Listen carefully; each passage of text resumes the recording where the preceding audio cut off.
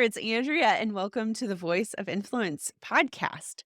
Today, I'm really looking forward to visiting with Margie Remmers-Davis, who is the CEO and founder of Crystal Clear Cash Flow. And just in a phrase, they have trained over 5,000 bookkeepers. And Margie, welcome to the Voice of Influence podcast. Thank you. Delighted to be here. Oh my goodness. Okay, so would you tell us a little bit more about your company? And then actually, Margie is going to ask me some questions too.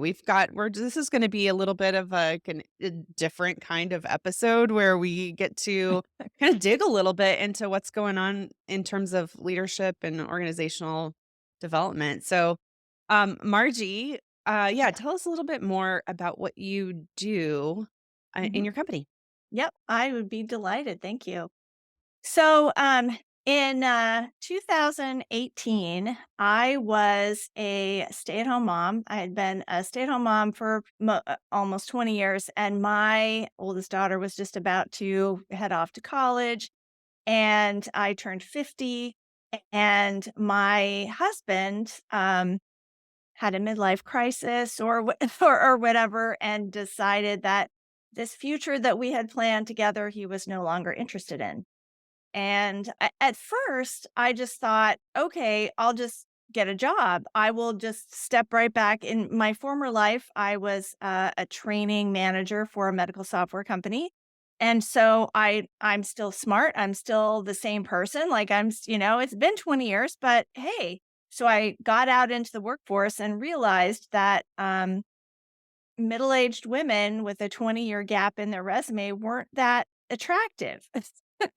So so I said, "What am I gonna," like I was so frantic, like I didn't know what to do. And like so many women in my situation, it's astounding how many women in my situation turn to bookkeeping. And so I signed up for a bookkeeping course. And one of the things that the instructor of this course recommended is that we go and get a certification in QuickBooks Online, which is a product made by Intuit software, made by Intuit. The certification is a free certification. They offer free training, and that it really helps build your credibility, your knowledge, and helps you market your business because now you're certified, you get a badge, and all this stuff. So I went to go get that certification, and I went through that free training, and it was so awful. I just kept thinking to myself, I could do such a better job than this. Like, remember, I was 20 years before, I was a training manager for a proprietary software. So I developed training programs for software, and I just was like, "Oh my gosh, this is so awful."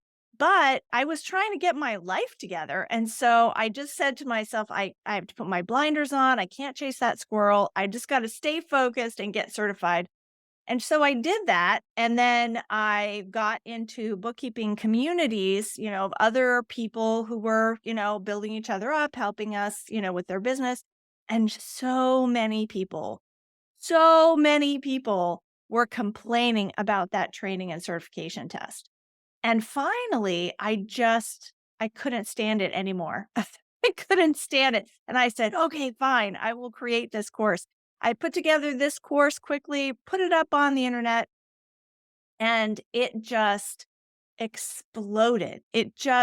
I like to say it was like ants on a log. Like you see a couple of ants and you think it's nothing, and then you turn over the log and it's just like, whoa, masses of people.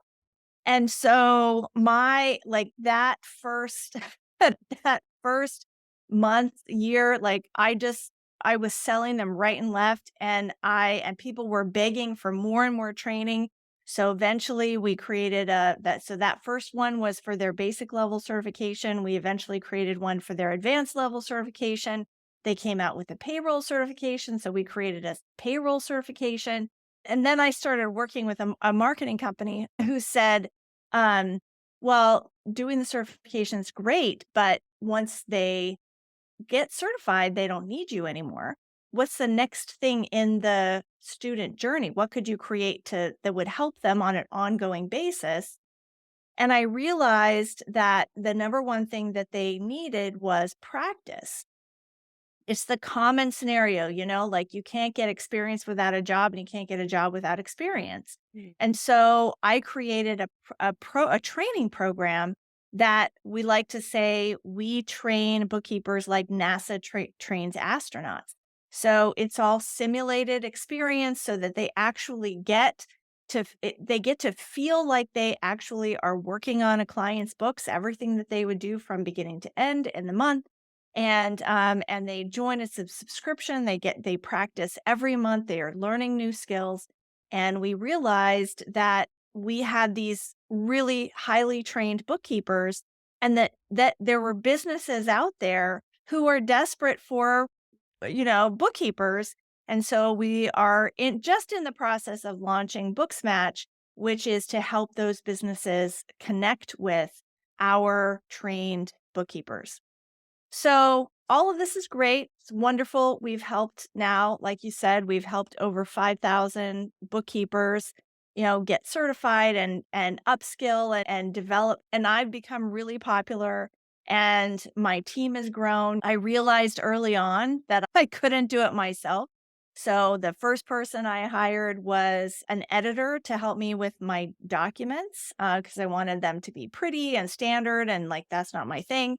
And then I hired somebody to help me field customer support calls, and it's just grown and grown. I've hired like technical team, and we just have I have so many things, Andrea, like so many plates spinning now. And you have to remember 5 years ago, I was a stay-at-home mom. I don't know what I'm Mhm. doing. I don't know how to run a company. I don't know how to manage a team. And one of the things that attracted me about the work that you're doing is because I struggle with wanting the team to do things a certain way, but then not wanting to be the boss of them. Like I don't want to micromanage. I don't want to like have to be over their shoulder and telling them exactly what to do. I want everyone to be on the same page. I want them to catch the vision. I want them to take ownership, and I want to be impressed with when I look at somebody's work. I want to be impressed like, "Oh my gosh, that's amazing. I can't believe that you like put in the extra effort to dot all of those I's and cross all of those T's. That's exactly what I'm looking for." Versus looking at something that somebody did and going, "Why don't you have ownership of this? Don't you see that those T's are not crossed? And wouldn't it occur to you to dot that I?" And so that's where I struggle, and that's why we're talking. Well, first of all, congratulations on finding this great niche and then capitalizing on it. I mean, my goodness. And the comment that you made about I was just a stay-at-home mom 5 years ago. I don't know how to run a business. Yeah, but yeah, as a stay-at-home mom, you probably knew a lot about multitasking and managing people. So I just want to say that I don't think that means that you're not capable or anything. Yeah, but I see what you're saying though. When you're saying I need help, I recognize I need help. Yeah. And and don't we all, first of all, need help with the things that we can't do, which is part of the reason why we all need bookkeepers. Yeah. Yeah. Can you tell me a little bit more about the kind of the structure of how things work? So when you hire somebody and you start to tell them about the business and that sort of thing, do you have anything that is kind of the way that you do onboarding? I would say we don't have anything consistent Mhm. because I would say it's pretty haphazard right now. One of the things that we developed for our last hire was a system for finding people that are already on the same page. So, so people say hire for culture, train for skills, right? And so we developed a framework for, okay, what is it that I, as the owner, value most? And trying to find people who have that same value so that when we plug them in, we already know that we're on the same page. Mhm. Now, I had somebody recently tell me that that's not necessarily a good strategy because it makes it too homogenous, like that it would be better to have, diversity, but I don't know, I'm still sitting with that. I'm still sitting with that idea. Like Yeah. I understand the need for diversity and I for sure recognize that uh, we don't want a bunch of me's running around. Like, cause I have my faults. Like, I have my things that I'm not good at. And I need people who compliment me. I recognize that full on. But I feel like the, the core value should still be the same, even if we maybe go about it in a different way. Sure. And if it would help, I can tell you exactly what our core value is. We've done a lot of Yeah. work on Yeah, I this would love to hear that. over the last couple of months. We had an issue actually, I don't know, a month and a half ago or so that I said, okay, I'm done. I'm done with this. This is how we're going to approach things from now on. And you'll recall the name of my company is Crystal Clear Cash Flow. And when I was creating my company, I was running ideas off of, and this was, by the way, when I was going to be a bookkeeper, right? So I was running names of ideas off of people, and one of my friends suggested Crystal. He suggested actually the name Crystal just as a company name. And I thought, "Oh, that doesn't ring true," but when you say crystal clear, like, oh, like that is my soul right there. That is my soul. And, so I realized that clarity is my number one driving value, that everything that we do is to support clarity. And so we have, that was what we did in our first, like this new hiring protocol is that we start with that. We start with here is our company value. Like this is how we feel about that. If you read this and it rings true to you, like you recognize that that's a value you have also, then continue on with the application, right? um so that's one thing, and then the other thing that I just started, like I said, we had an issue a month and a half ago, and I said, "That's it. We're now going to have a clarity rubric on everything that we do.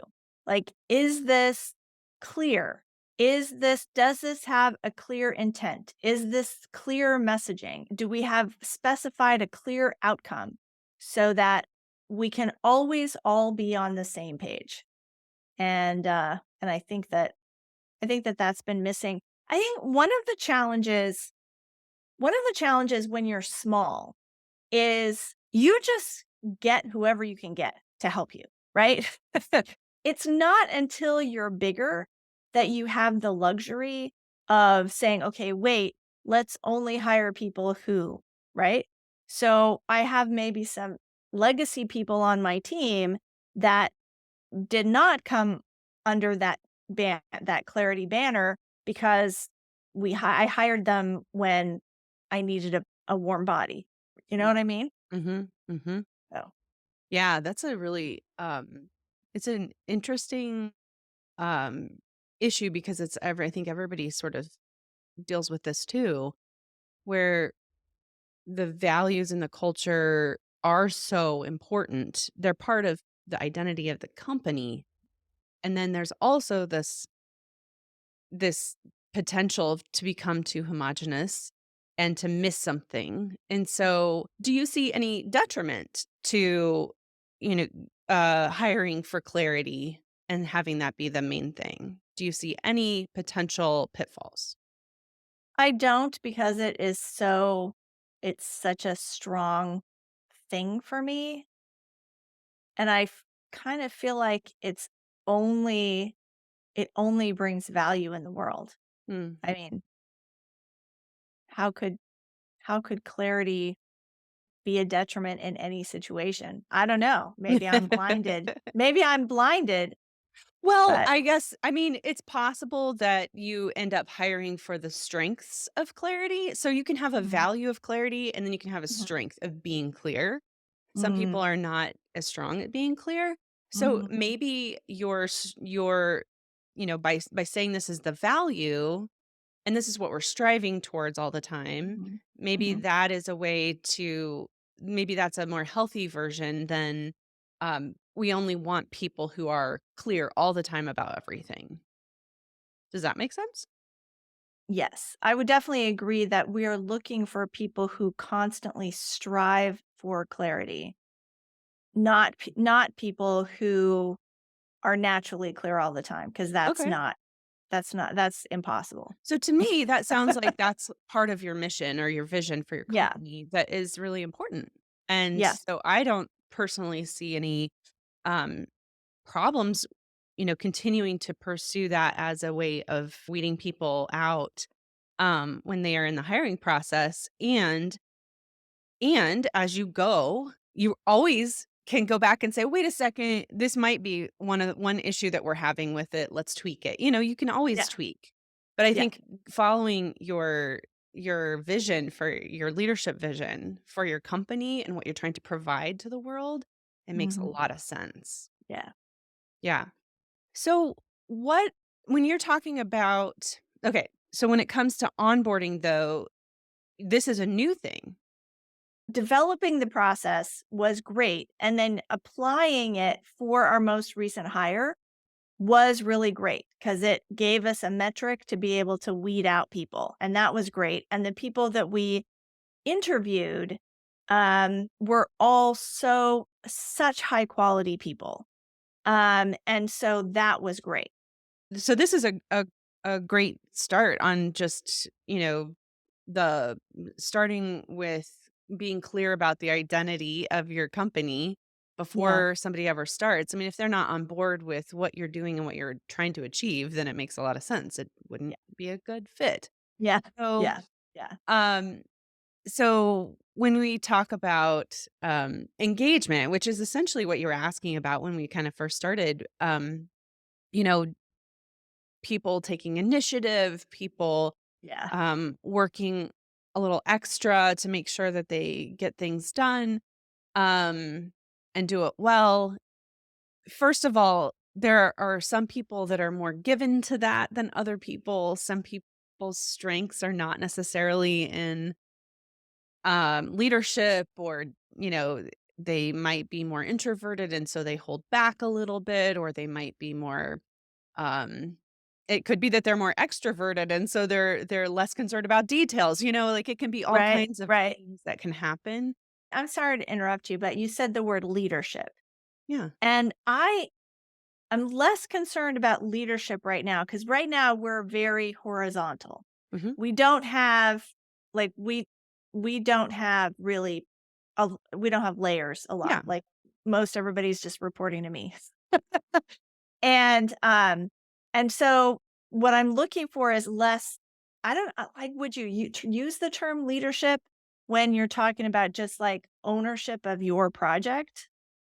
And taking initiative in your own sphere of influence and making sure that you are, you know, going above and beyond or like making sure all the T's are crossed, in your own sphere of influence. Would you still call that leadership? Yeah, a lot of people call that self-leadership. Mhm. Um, I call it all like I like to think of it as being a voice of influence. Mhm. So what I say and do being my voice, so that what I do has impact and Mhm. makes a difference in and has some sort of influence on, like you said, your sphere of influence, the people or Mhm. the things that are um around you that you can have an impact on. So so again, we're going to just define engagement as somebody that's taking the extra extra step, Mhm. going the extra mile, actually feeling like they're connected to what you're doing as a company. Mhm. Um, we look at whether or not somebody has a sense of personal agency. Mhm. So that what I do and say matters, that it can make a difference in my environment, it can make a difference for my company, that it really matters. What I'm doing Mhm. matters. And then aligning with or accepting the structure of the company. It's hard to know how to have that kind of agency and be able to make decisions when you're still within a structure. And so we look at how do you do them together. And Yeah. so when it comes to building or increasing agency, we believe that the people in your company need to feel, first of all, credible. They need to be credible. They have credibility in whatever role they're playing. They need to be acknowledged. They need to acknowledge and they need to be acknowledged for how they contribute. And then they need opportunity to continue to grow, to be able to use their voice and that sort of thing. So, credibility, acknowledgement, and opportunity is how we see people increasing their agency at work. Mhm. Do you, when you think of that in particular, what goes through your mind about I your? have like a million questions, which is why we're talking. Okay, go ahead. Okay. So, what are some specific steps to help somebody feel credible? I'll start with that one. I'll just let you answer and then I'll do the follow up on it. Yeah, yeah, yeah. Okay, so their credibility, I think to help them feel credible, first of all, they have to sort of be credible. There has to be some like acknowledgement of their what they do have that makes them credible. There are different things that make people credible, right? I mean, like what makes you credible with your audience? Mhm. Well, if I'm talking to the CEO, then my credibility hinges on my integrity and my work ethic and my expertise and the product that I've been able to bring to the table. So those sorts of things bring Mhm. credibility. How does somebody feel that? I think that's where we bring in the acknowledgement. Mhm. I see that you have done this. This is and this for acknowledgement. I believe that people have to know what they did or said and the impact that it made.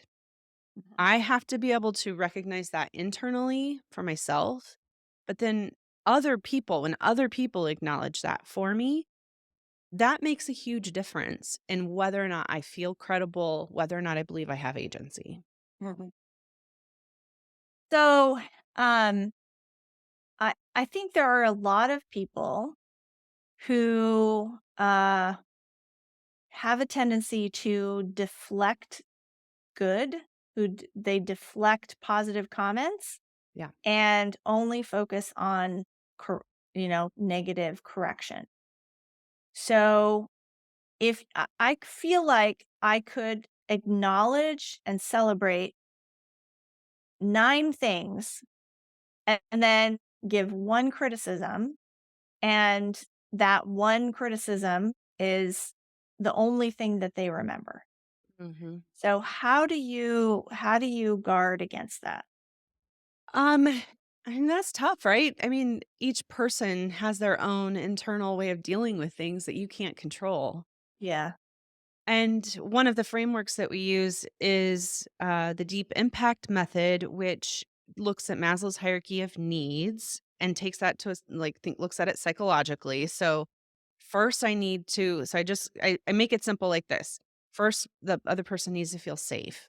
Mhm. And they need this like point of connection with you where you have communicated somehow. I am for you. I am for you. And they are communicating, I am okay. Like, I'm good. Like, I can open myself up because I'm good. I'm okay. I'm going to be okay. Mhm. And then into significant, they've safe, significant, and challenged. I might have said celebrated before. It used to be the word that I used, but I don't use that anymore because what you said, there's some people that don't like to be celebrated too. But significant. So the significance has to do with that acknowledgement of the impact that people make. So it can be positive or negative. Mhm, Like, but the point of connection at this level is you communicate to them, I respect you. mm, And then the other person has to communicate back, I matter. So there's this connection point where you're like, I respect you and you understand that you matter. And mhm, when you have that, then you can move on to a sense mhm, of, okay, so when they feel safe, they make this sort of internal shift from being closed off to being open. mhm, When they feel significant, they make this internal shift from feeling sort of drained to feeling energized. I don't matter to I do matter, you know? So mhm, I matter.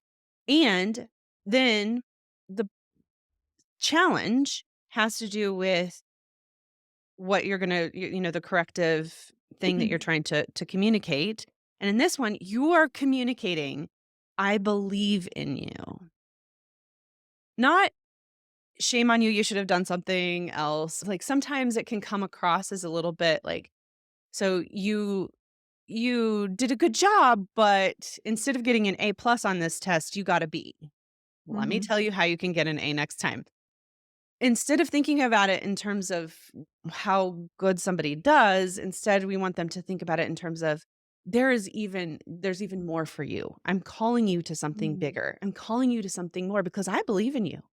I see mhm, your potential. I see what you can do.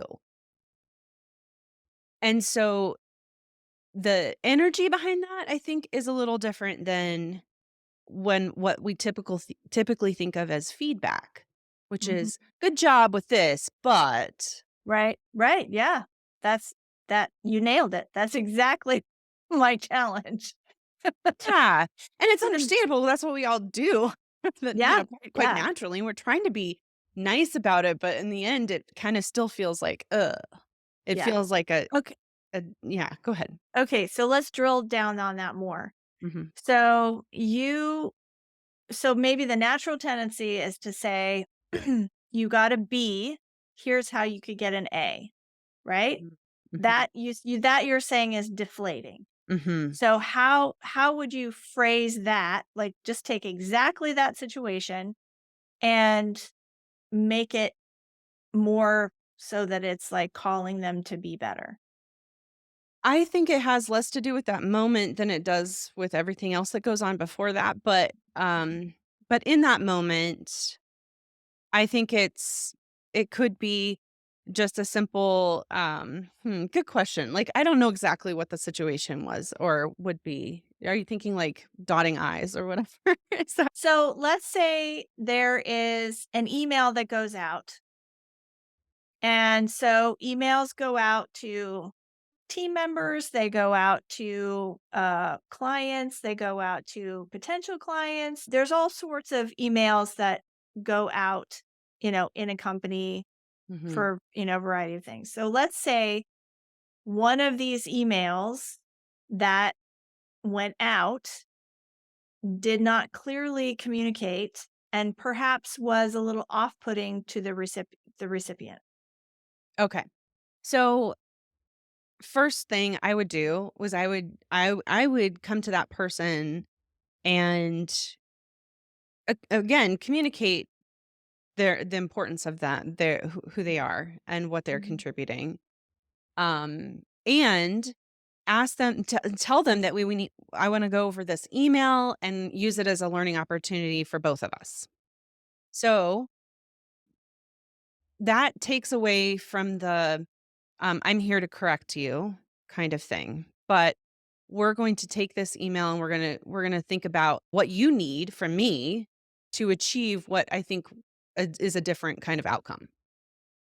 So mhm, let's take a look at this email and see what we can learn from it and so our goal our we know that our based on our clarity rubric that the goal is to be very clear. We also know that I guess the other thing you could do is just ask some questions like, Yeah. how do you think that the other person, took this email? Right. How did they respond to this email? Maybe there's already some information that has already come back that they can say, well, I know that they didn't like it or whatever. Right. Right. So, ask them questions, let them say what they've experienced.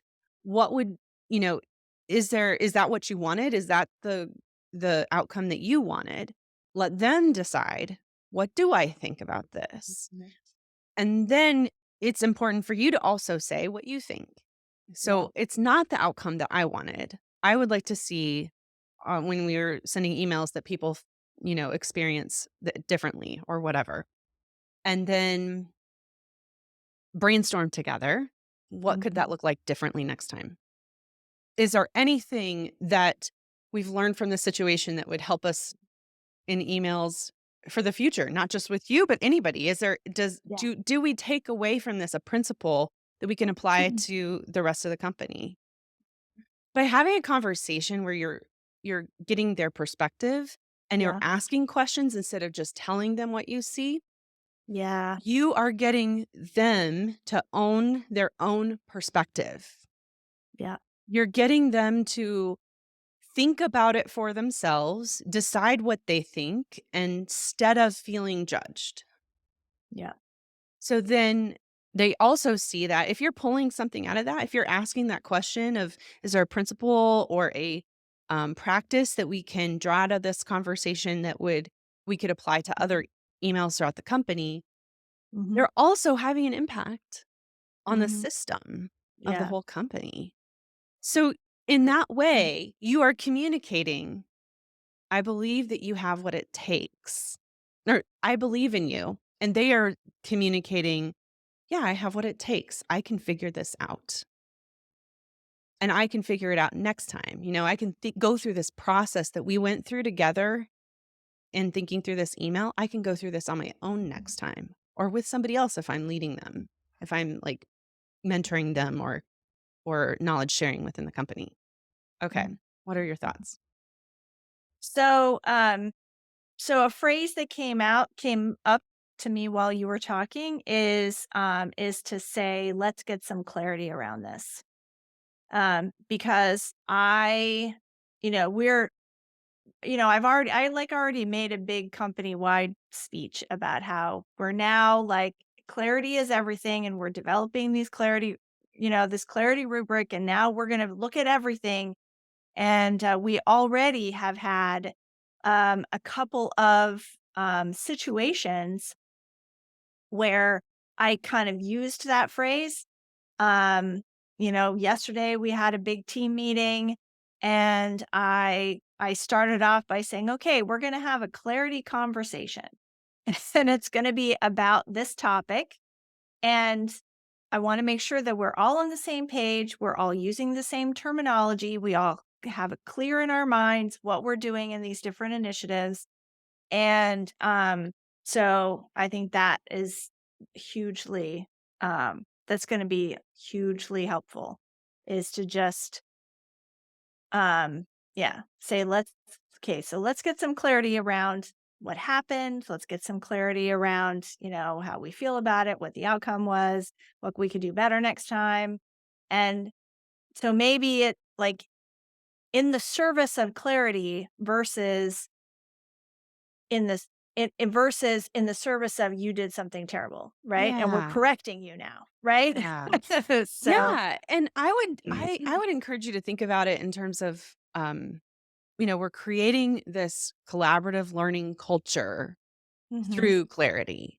Yep. So if you're gonna use clarity for anything, you're using it so that we all continue to, like, learn and grow, and this is what we're trying to achieve all the time. Yep. Clarity could be taken differently. So you want to make sure that it could be taken as, I want to be clear about my expectations for you. Oh, yeah. So that's great. You have a different way of approaching, you're using clarity to achieve this more collaborative learning culture. Then I think that Yeah. that's what you end up doing. You ask questions, Yeah. you get them to share Yeah. their perspective. You're not just the one being clear, but you also want them to be clear too. Yeah. I, I had the I had the best boss in the world in my former life before marriage and kids. I had the best boss ever. And she would always her approach to to correction on people would always be, "Help me understand what happened here." Which is, now that I think about it, like the same thing as, "Let's get some clarity around this." So, yay. If I Yeah, follow in her footsteps, then, that's right. good on me. I love that. There are a number of questions you can ask in a conversation like that that are like the one that you just said. Yeah, Tell me more about that. You know, right. would love to hear more about that. Those sorts of things that give people that open-ended opportunity to talk Yeah, and to not then to just sort of wait and not jump in on them, because that can yeah, be when you're in a leadership position and you've got so many things on your plate, the tendency is to quickly resolve as yeah. fast as possible. Which you can do, you can put out a fire quickly with some by throwing a bucket of water on it, but if you can teach the person who's doing it to not set the fire next time, Yeah, I mean, it's not that it's always anybody, other people's fault, by any right. means, but empowering them, teaching them, developing them really is the word I would prefer to use. Yeah, Then they're gonna be able to do that with other people too, yeah, and it's like an investment in time yeah, of time. yeah, yeah. I can see that for sure. So we have these clarifying conversations, and we work toward spreading this message of, "I believe in you, you've got this." At what point do you determine that they don't got this? Like, in fact, this is not a good fit for them. That, Yeah. like previously you said you want them to feel, like we need to make them feel credible. But what if, like, they're not? Yeah. I mean, there has to be a time, like, all of this is great, but eventually you work with somebody and you have to cut the cord, right? So how do you know that? Sure. I mean, well, first of all, with credibility, you want to realize what's already there. And Mhm. then also that other person, maybe you, both have to realize where the gap is between the credibility that they need with their audience and where they're at. What will it take for them to get there? And so sometimes, so for example, with a bookkeeper, somebody who doesn't have a certificate and maybe their audience expects them to have a certificate. So they just need to get that certificate in order to have that extra credibility with their audience. Mhm. So it's that sort of thing. So there's always this room for improvement and growth. But if somebody's not a good fit and it's not working out, I guess what was your question with that? So how to handle that situation, or how do you know, or is it How do you okay to know? How do you know? That's like, Mhm. that's really my question, is how do you know? Because Mhm. you have this conversation, you work with this person, and I mean, I would hope, it's kind of the reason that we developed this clarity initiative, a month or so ago. And I just, like, told the whole team, and I said, "Okay, we're gonna have this rubric," and part of that is so that people can measure themselves, so that we have, like, a third party, like, we have an external measure that's not just my opinion, right? It's, Mhm. "Okay, here's our measure," and that hopefully the person can see that they themselves are not measuring up, and that they maybe feel like this isn't a good fit for them. Okay, gotcha.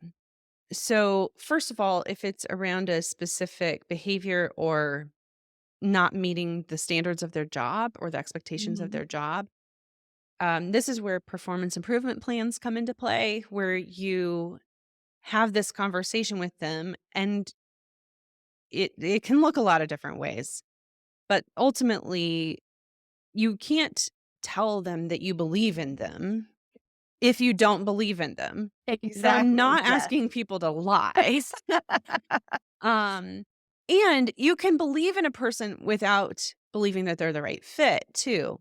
So, can you have respect for a person even if you don't respect their work product? Yeah, you Yeah. can. So treat them with human dignity, and they have choices to make too. And so when you come to that place where they are struggling with an actual performance issue or behavior issue, um, then this is where you have to be super clear about what the expectation is. Mhm, Okay, this is the standard, and where do you think you fall in meeting a standard? So mhm, your questions about, your clarity rubric might be the way that you do that. mhm, Um, and this is what you see. You have to be honest about what you see. mm, And maybe this gives you the opportunity to have a conversation with them to be able to say, "Well, this is what I'm missing." Maybe you wanna ask that question too. mhm, Are you needing to understand something better? I think of this in terms of head, hands, and heart. Do you need to understand something? Is there something that you don't understand or aren't clear about? Um, do you need to understand why this matters? mhm. Or could it be that you don't have the resources or the training or the support that you need in order to get this done? So I think it's important to address those three things before, so the performance improvement plan might include you.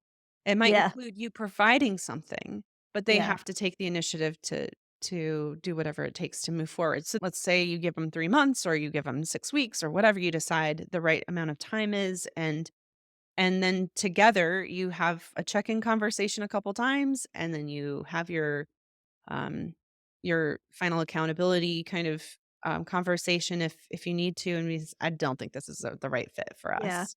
yeah, You just get there, or you just decide, it's time to. We just have to pull the plug quickly yeah, if you yeah, don't feel like it's worth the extra time. yeah.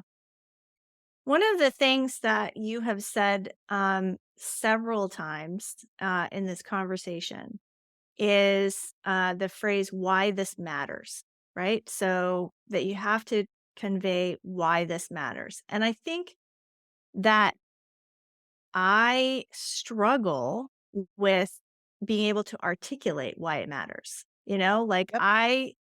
I'm very precise, and I believe that precision, brings clarity. Clarity is necessary for precision. And certainly in the world of bookkeepers, like that, this is why this is why we all like exist. Like this is our personality type. But my staff aren't bookkeepers. Like this is why my students love me, because my students have this personality type and they resonate. Now that I'm articulating it, maybe now I know the answer to my question. But, my students are my personality type, which is why they resonate with my way of doing things and my way of being clear. And so that's why as a company and our outgoing messages and our, talking to, that's why we have to maintain that standard. It's not just about making it so because Margie wants it that way, it's because this is what the students resonate with. So it sounds like part of the thing that you're trying to convey is that this is our brand. This Oh, is for what I sure. want our brand Yeah. convey. It needs to convey this because of the market. Yeah. Yeah. And if we want to continue to maintain their trust and their respect and mostly trust, it sounds like that is really important to that customer relationship. Mm. Does that sound right? Yeah. Yeah. For sure. So I think one of the things that you can do with your team, if you're if you're not sure that they are all on board with that idea, like they don't totally understand it or buy in, is to do a little exercise where you ask them, like maybe you use 3 or 4 different examples from customer service or from your experience as a company and you ask the question, why does clarity matter in this scenario? And let them tell you what are the good things that can come out of being clear? What are the negative things?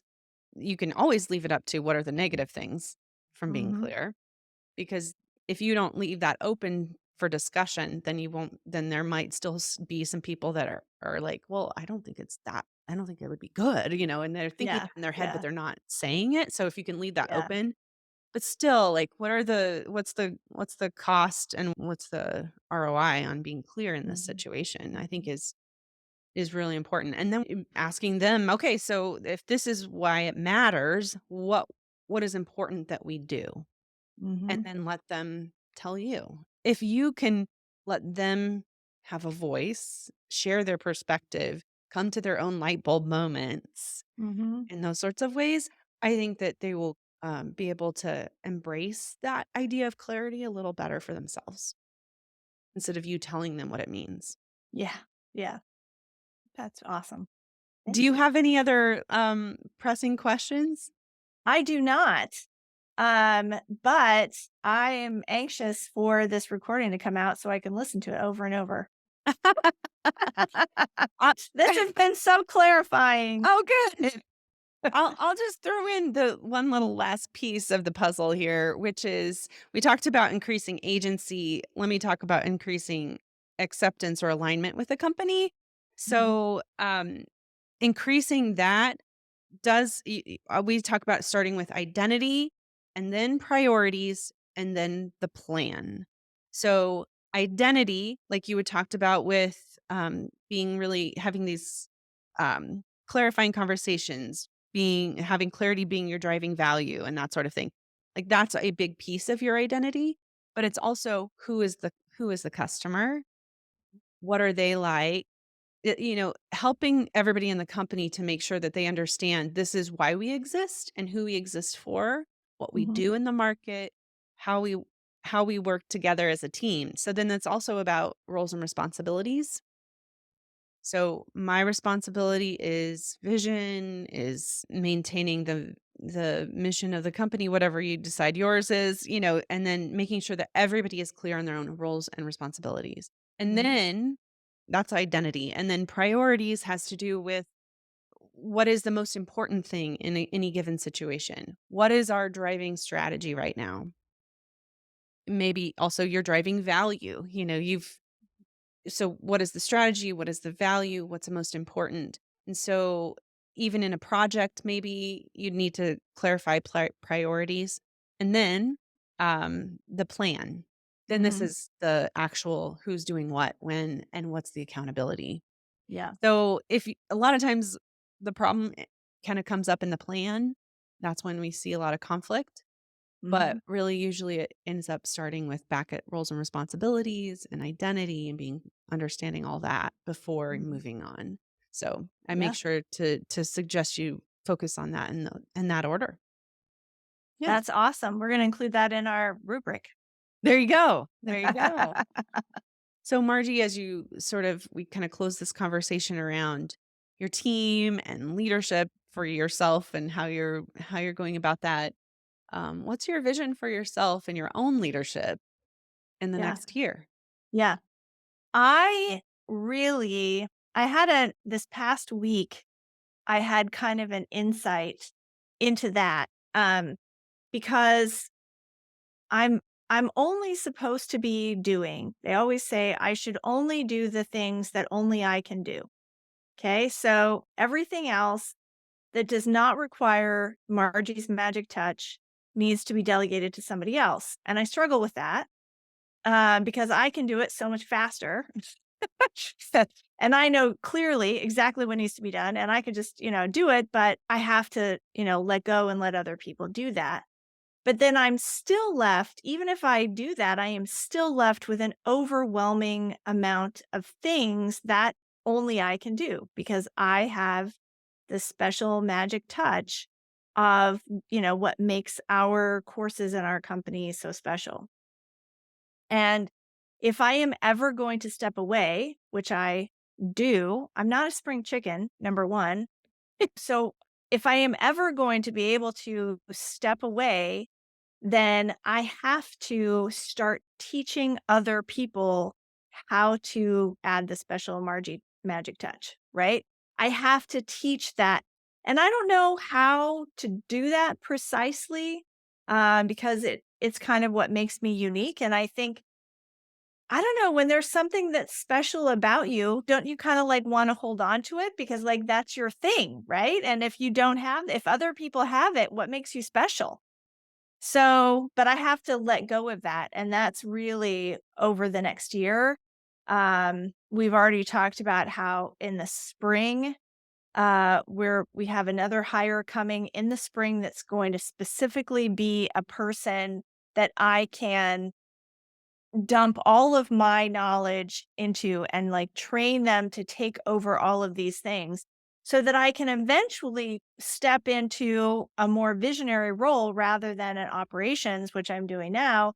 And then eventually be able to step away and not have, I mean, basically I own a job, right? I own a glorified job. And so for it to be its own independent company, that has to happen. So Mm, mm. Oh, that's exciting. Very thank you. exciting. All right, one last question for you because I Yeah. ask every podcast guest. This is a Voice of Influence podcast. What last piece of advice would you want to give to somebody who wants to have a voice of influence in their company? I guess I would have to say that, this clarity initiative that I launched just a month ago, um, has really been transformative in our business and has helped to have conversations and have everybody on the same page. So I guess the answer as how to have a voice of influence is to articulate the vision. And not that just the vision of, "Oh, we wanna have, this many students and be in this many businesses and, make this amount of money," but, truly articulate who we are as a company and to use your words, why it matters. So, I guess that's what I would say. Love it.